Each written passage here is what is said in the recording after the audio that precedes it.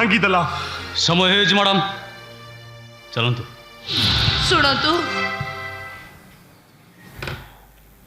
ଚିହ୍ନି ପାରୁଛନ୍ତି? ହଁ ଚିହ୍ନିଛି ଆଉ ଜାଣିଛି। କ'ଣ କହିବା କଥା କୁହ। ଛୋଟିଆ ଗୋଡ଼ିଟିଏ ବଦଳରେ ଏତେ ବଡ଼ ପଥର ମାଡ଼ କ'ଣ ଠିକ୍ ବାବୁ? ମାନେ ଘର ତୋଳିବା ମହତ କାମ ବାବୁ, ହେଲେ ଭାଙ୍ଗିଦେବା ନୁହଁ। କ'ଣ କହିବାକୁ ଚାହାନ୍ତି ଆପଣ? କି ଅପରାଧ କରିଥିଲି ମୁଁ?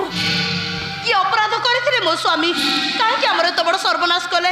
କୁହନ୍ତୁ, ଜବାବ ଦିଅନ୍ତୁ। କୋଉ ଜନ୍ମର ହତା ଏ ଜନ୍ମ ନେବାକୁ ବସିଛନ୍ତି? ହଁ ଅହନ୍ତା ନୁହେଁ, ବରଂ କର୍ତ୍ତବ୍ୟ। ଜଣେ ପୋଲିସ ଅଫିସର ହିସାବରେ ମୁଁ ମୋ କର୍ତ୍ତବ୍ୟ କରୁଛି।